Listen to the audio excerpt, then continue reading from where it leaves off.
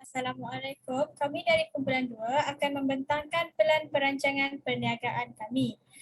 Kumpulan kami terdiri daripada saya, Nurmanisa, Mimi Shazlin, Anisha, Sabrina, Syahadah, Amira Natasha, dan Anisha, Farah Nazirah, Fitrah Nadilah dan Farah Fariza.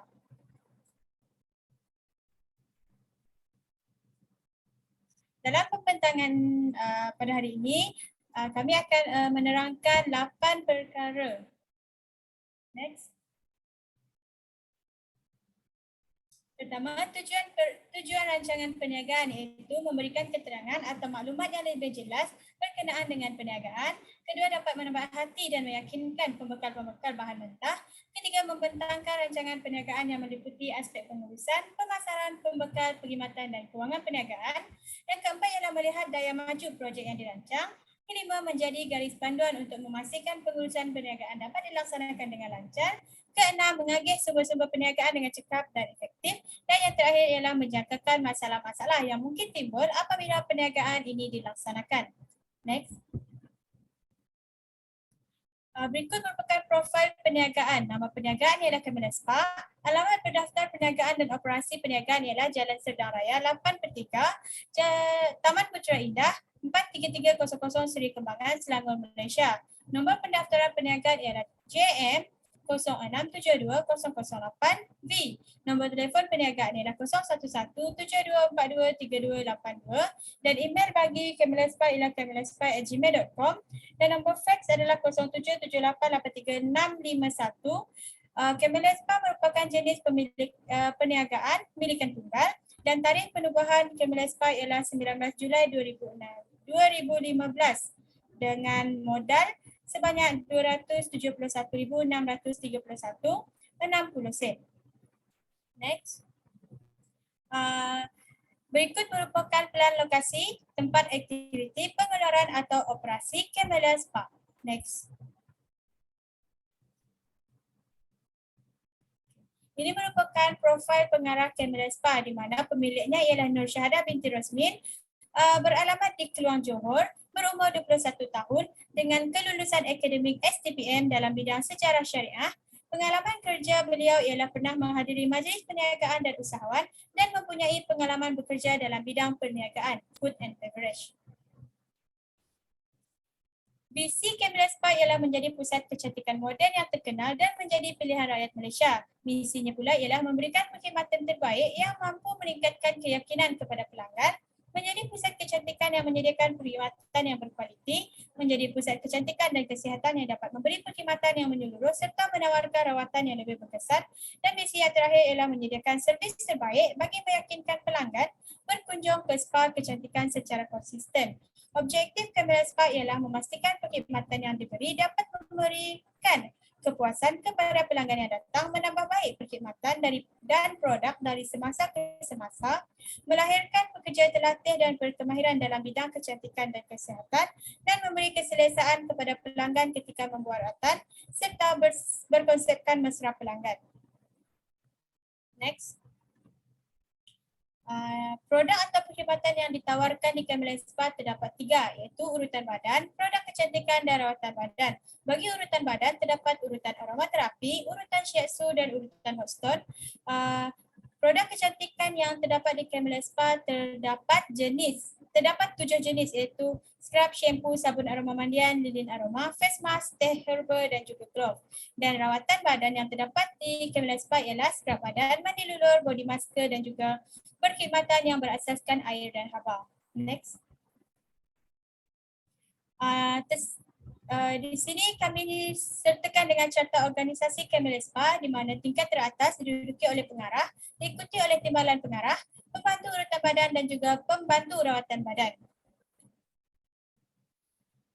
Senarai perjawatan dan spesifikasi pengarah. Tugas utama bagi pengarah ialah beliau merupakan pengasas pihak yang memulakan atau menubuhkan spa. Beliau juga memantau operasi perniagaan agar perniagaan berjalan dengan lancar. Seterusnya memastikan setiap pengurus menjalankan kerja, menyalurkan modal dan dana, memberi idea baru untuk meningkatkan servis perkhidmatan di spa. Pengarah juga berperanan untuk mengurus kewangan perniagaan. Next.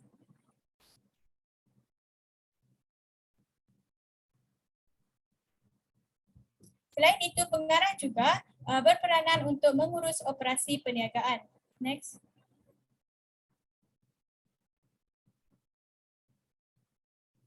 Seterusnya ialah jawatan timbalan pengarah.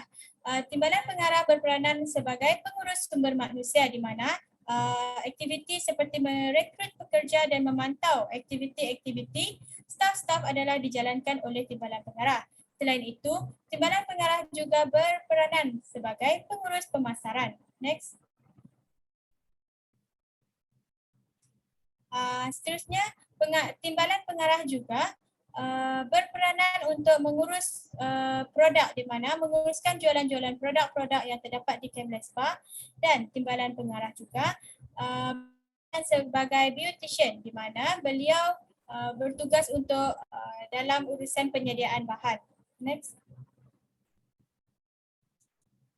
Seterusnya ialah pembantu urutan badan. Pembantu urutan badan berperanan sebagai beautician di mana mereka menguruskan berkenaan dengan perkhidmatan urutan badan. Selain itu, pembantu urutan badan juga berperanan sebagai perunding kecantikan. Next.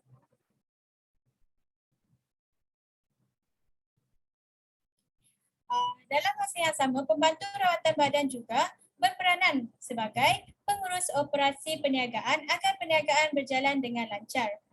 Next.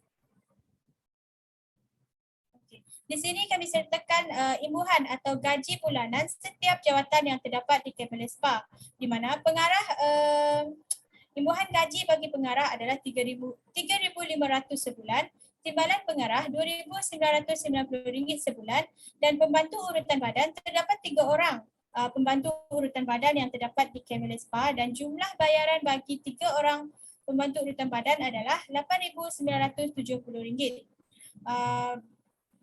Begitu juga dengan pembantu rawatan badan, terdapat 3 orang pembantu rawatan badan di Kemlespa, dan jumlah gaji bagi 3 orang pembantu rawatan badan juga RM8,970. Maka jumlah keseluruhan bagi imbuhan gaji setiap jawatan sebulan di Kemlespa adalah RM244,030. Next. Jumlah senarai keperluan di pejabat seperti perabot. Perabot adalah berjumlah RM1,008, alat tulis RM200, mesin RM3,455, alatan lain-lain adalah RM1,090. Jadi jumlah keseluruhan bagi senarai keperluan pejabat adalah RM55,753. Next. Perbelanjaan bulanan bagi Kemlespa adalah RM23,998. Perbelanjaan harta adalah RM1,008, dan lain-lain perbelanjaan adalah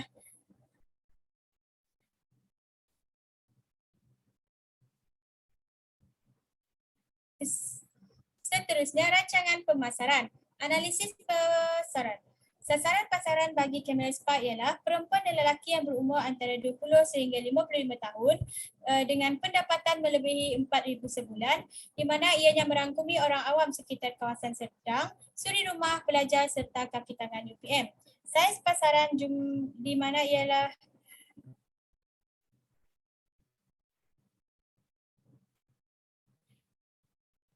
seterusnya adalah analisis SWOT.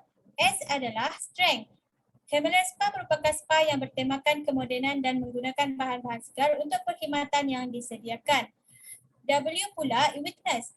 Kemlespa mempunyai weakness seperti kurang pakej untuk pelanggan buat pilihan. Ketiga adalah O, opportunities. Kemlespa menawarkan harga yang berpatutan dengan perkhidmatan yang dilakukan, dan T ialah treats. Kemlespa berada di lokasi yang sangat berhampiran dengan butik-butik kecantikan yang lain.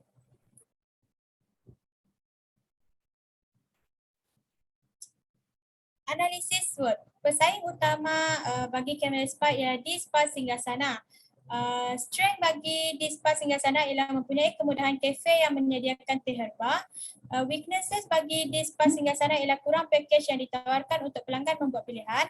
Opportunities mereka ialah perkhidmatan yang ditawarkan lebih mahal, dan traits bagi di spa singgasana ialah lokasi yang berhampiran dengan butik kecantikan yang lain. Bagi terletak klasik spa juga, strength mereka ialah spa yang menggunakan bahan tradisional yang mudah didapati sebagai bahan utama. Weakness mereka adalah kurang perkhidmatan yang ditawarkan kepada pelanggan. Opportunities mereka ialah pengiklanan tentang spa yang kurang kepada orang awam, dan traits bagi terletak klasik spa ialah harga yang ditawarkan lebih murah. Seterusnya ialah Pondok Q Spa. Pesaing seterusnya ialah Pondok Q Spa di mana strength mereka ialah bahan yang digunakan untuk perkhidmatan lebih murah. Weaknesses mereka ialah tema yang lebih kurang dengan terletak klasik spa. Opportunities mereka ialah lokasi yang jauh dari tumpuan orang ramai, dan treats mereka ialah pelbagai pakej ditawarkan kepada pelanggan untuk membuat pilihan.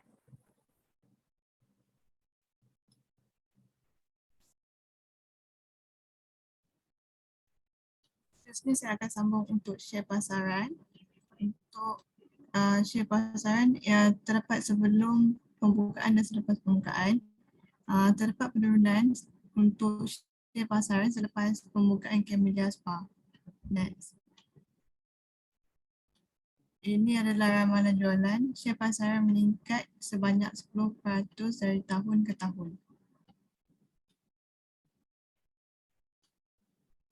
Untuk strategi pemasaran pula, terdapat strategi untuk barang, harga dan juga promosi dan terakhir pengedaran.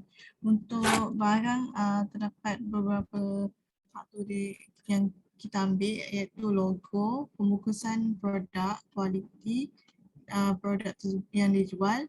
Seterusnya adalah strategi harga. Bagi harga, kita akan menentukan berdasarkan persaingan dan juga kaedah profesional serta tawaran harga atau diskaun.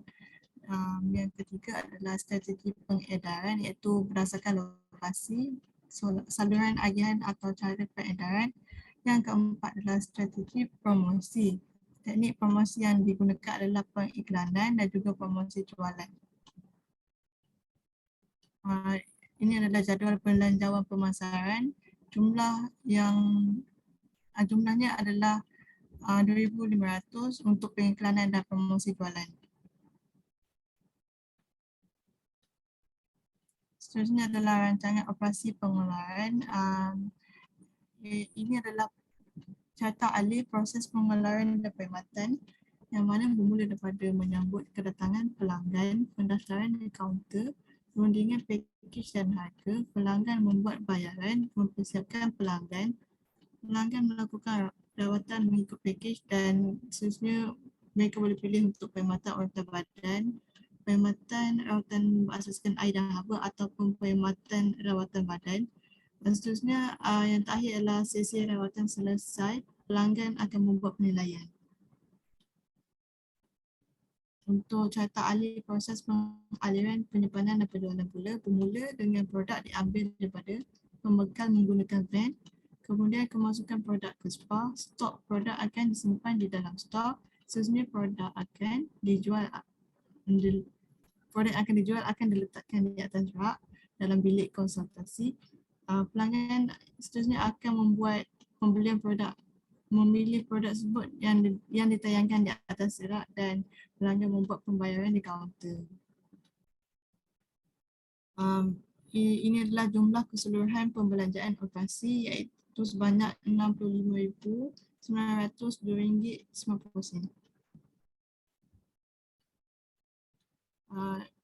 Untuk lakaran khusus aturan operasi, terdapat kaunter, pejabat, rak, bilik konsultasi, bilik urut, bilik sauna, bathtub dan juga ruang cucian kaki. Next. Faktor-faktor utama yang diambil kira dalam rancangan susun atur iaitu keselamatan, keselesaan, kebersihan. Untuk keselamatan, faktor yang diambil kira iaitu mempunyai laluan yang tidak terhalang sekiranya berlaku kecemasan, tahap pencahayaan yang mencukupi, penyimpanan alatan dan barangnya di tempat yang sesuai.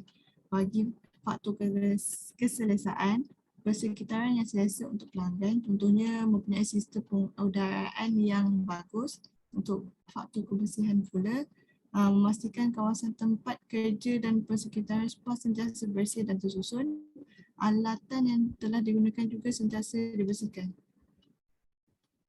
Next. Untuk pengurusan kewangan, bagi kos pelaksanaan projek iaitu sebanyak RM271,931. Bagi sumber pembiayaan pula sama dengan kos pelaksanaan projek dengan bayaran faedah tahunan iaitu sebanyak RM8,000.